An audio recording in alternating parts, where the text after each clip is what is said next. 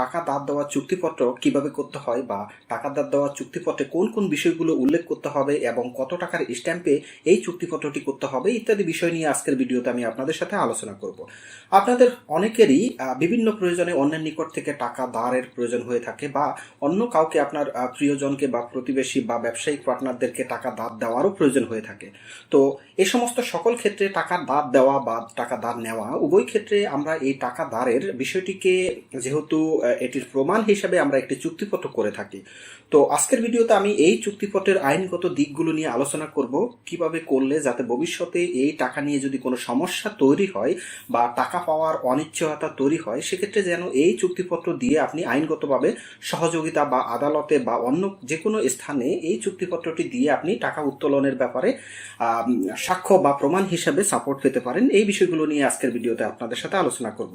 তো ভিডিওর শুরুতে আপনাদের কাছে অনুরোধ থাকবে, আপনারা যারা এখনো আমাদের চ্যানেলটি সাবস্ক্রাইব করেননি তারা আমাদের চ্যানেলটি সাবস্ক্রাইব করে পাশে থাকা বেল আইকনে ক্লিক করে রাখুন, এতে করে আমাদের নতুন নতুন ভিডিওর আপডেট আপনারা পেয়ে যাবেন।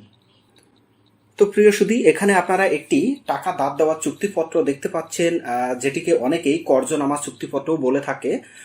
তো এই কর্জনামা চুক্তিপত্র বা টাকা ধার দেওয়ার চুক্তিপত্র যেটি বলি না কেন, এগুলোর মূল বিষয়গুলো নিয়ে এখন আলোচনা করি। প্রথমেই জেনে নেই এই টাকা ধার দেওয়ার চুক্তিপত্র কত টাকার স্ট্যাম্পে করতে হয়। এখানে বলে নেই, টাকা ধার দেওয়ার চুক্তিপত্র অবশ্যই আপনাদের 300 টাকার স্ট্যাম্পে করতে হবে এবং 100 টাকার 3টি স্ট্যাম্পে এই টাকা ধার দেওয়ার চুক্তিপত্র আপনাদের করতে হবে। দ্বিতীয় যে গুরুত্বপূর্ণ বিষয়টি আছে সেটি হচ্ছে প্রত্যেক স্ট্যাম্পের প্রতিটি পাতায় কিন্তু আপনাদের দাতা গ্রহীতা অর্থাৎ যে টাকা ধার দিবে আবার যে গ্রহণ করবে দুজনেরই কিন্তু সিগনেচার বা স্বাক্ষর নিতে হবে। এই বিষয়গুলো আপনারা দেখে নেবেন। তো চলুন এখন আমরা দেখি একটি টাকা ধার দেওয়ার চুক্তিপত্রে কোন কোন বিষয়গুলো উল্লেখ করতে হয়, কোন কোন বিষয়গুলো থাকলে এগুলো ভবিষ্যতে আপনাদের জন্য সুবিধা হবে। তো এখানে আপনারা দেখতে পাচ্ছেন প্রথমে বিসমিল্লাহির রহমানির রহিম কর্জনামা চুক্তিপত্র। এরপরে প্রথম পক্ষ ঋণ দাতা অর্থাৎ যে ব্যক্তি টাকা দিবে তার ডিটেলস এখানে থাকবে। উনি জুলফিকার হায়দার, ওনার পিতার নাম, বাড়ির ঠিকানা ইত্যাদি ইত্যাদি তথ্যগুলো এখানে আছে, ওনার পেশা, জাতীয়তা ইত্যাদি তথ্যগুলো এখানে থাকবে। অর্থাৎ ঋণ দাতার অর্থাৎ দাতার তথ্য এখানে থাকতেছে প্রথম পক্ষ হিসাবে। আর দ্বিতীয় পক্ষ হিসাবে ঋণ গ্রহীতা অর্থাৎ যে গ্রহণ করবে টাকা ঋণ নিবে তার ডিটেলস এখানে থাকবে, মোহাম্মদ রেজওয়ান, তারপরে ওনার পিতার নাম, বর্তমান ঠিকানা, জাতীয়তা ইত্যাদি তথ্যগুলো এখানে থাকতেছে। এখানে ভোটার আইডি কার্ডের নম্বরটি অবশ্যই দিবেন দাতা গ্রহীতা উভয়ের। তো এরপরে দেখুন মূল বয়ানে আমরা যাচ্ছি। পরম করুণাময় আল্লাহর নাম স্মরণ করিয়া কর্জ নেওয়া চুক্তিপত্র দলিলের আইনানুগ বয়ান আরম্ভ করিতেছি। যেহেতু আমি প্রথম পক্ষ কর্জ দেওয়ার প্রস্তাব করিলে দ্বিতীয় পক্ষ তাহার নিম্ন বর্ণিত শর্তাবলীর মোতাবেক নিতে রাজি হয়। অর্থাৎ এই লাইনটি কিন্তু গুরুত্বপূর্ণ। যেহেতু আমি প্রথম পক্ষ কর্জ দেওয়ার প্রস্তাব করিলে দ্বিতীয় পক্ষ তাহার নিম্ন বর্ণিত শর্তাবলী মোতাবেক নিতে রাজি হয়। এখন শর্তাবলী কি কি সেটা আমাদের দেখতে হবে। এটি আমরা দ্বিতীয় পাতায় দেখতেছি। তো দ্বিতীয় পাতায় এখানে শর্তাবলীর অপশনে যে সমস্ত শর্তের ভিত্তিতে এই টাকা দেওয়ার, এখানে আমি আগেও বলেছি কিন্তু প্রতি পাতায় কিন্তু দাতা গ্রহীতা দুজনের কিন্তু সিগনেচার থাকতে হবে। তো এখানে শর্তাবলী প্রথমটি হচ্ছে উক্ত চুক্তিপত্র 13/7/2017 তারিখ হইতে কার্যকর হবে। অর্থাৎ আপনারা যেই দিন এই চুক্তিপত্রটি করবেন সেই তারিখটি এখানে লিখবেন। দ্বিতীয়টি হচ্ছে ব্যবসায়িক প্রয়োজনে প্রথম পক্ষের নিকট হইতে দ্বিতীয় পক্ষ 5 লক্ষ টাকা কর্জ নিয়ে আসেন। এখানে আপনাদের যা থাকবে অন্য কোনো প্রয়োজন হলে সেটি লিখবেন। যাহা মাসিক লভ্যাংশ আকারে 50,000 টাকা ধার্য করা হইল, এখানে আপনাদের যদি লভ্যাংশ আরো কম বেশি হয় সেটাই লিখবেন। আচ্ছা, লভ্যাংশের টাকা দ্বিতীয় পক্ষ প্রথম পক্ষকে প্রতি মাসের 8 থেকে 10 তারিখের মধ্যে প্রদান করিতে বাধ্য থাকিবেন। তাহলে এটি হচ্ছে মূল কন্ডিশন, মূল কথাগুলো কিন্তু এখানেই দেওয়া আছে যে ব্যবসায়িক প্রয়োজনে প্রথম পক্ষের নিকট হতে দ্বিতীয় পক্ষ 5 লক্ষ টাকা কর্জ নিয়েছেন এবং প্রতি মাসে 50,000 টাকা করে কিন্তু লভ্যাংশ দিবেন এবং লভ্যাংশের টাকা 8 থেকে 10 তারিখের মধ্যে দিতে বাধ্য থাকিবেন।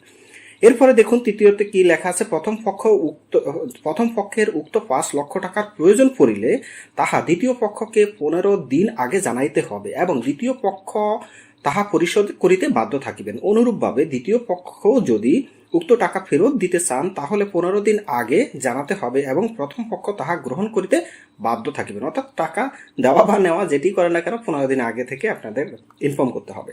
চতুর্থতে আছে উক্ত শর্তাবলী উভয় পক্ষের কেউ ভঙ্গ করিলে, অর্থাৎ উক্ত শর্তাবলী উভয় পক্ষের কেউ ভঙ্গ করিলে তাহার বিরুদ্ধে অপর পক্ষ আইনানুগ ব্যবস্থা নিতে পারিবেন, ইহাতে কারো কোনো ওজোর আপত্তি থাকিবে না।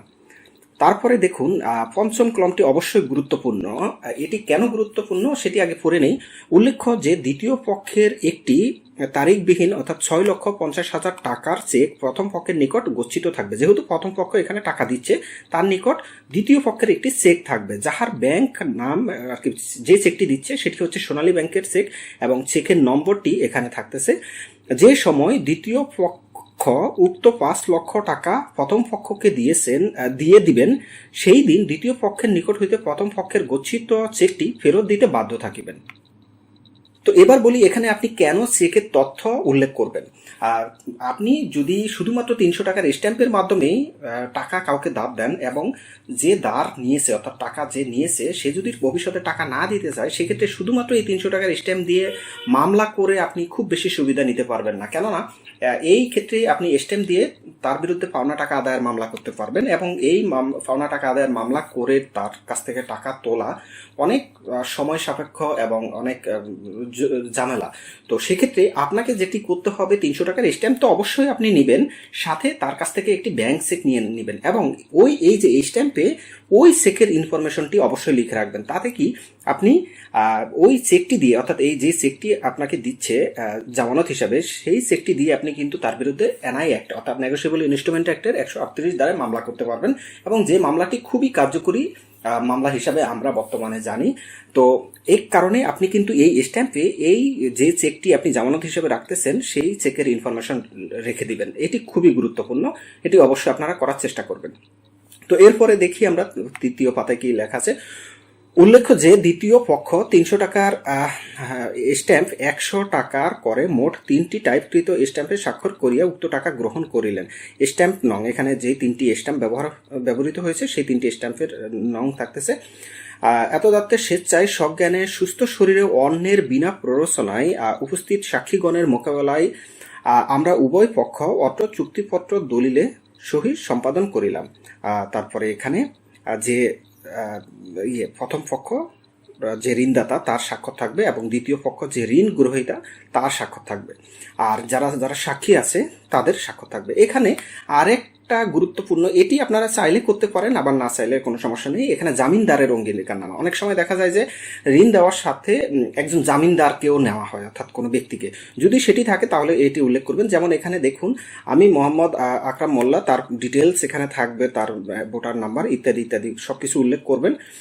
তো এখানে দেখেন, উল্লেখিত চুক্তিপত্রের লেনদেনের জামিনদার হিসাবে নিযুক্ত হইলাম। চুক্তিতে উল্লেখিত দ্বিতীয় পক্ষের লেনদেন বরখেলাপ করিলে তাহা আমার উপর বর্তাইবে এবং আমি তা পরিশোধ করিতে বাধ্য থাকিব। আমি উক্ত লেনদেন পরিশোধ করিতে অপারগ হইলে প্রথম পক্ষ আমার বিরুদ্ধে আইনানুগ ব্যবস্থা গ্রহণ করিতে পারিবে, ইহাতে কারো কোনো ওজোর আপত্তি থাকিবে না।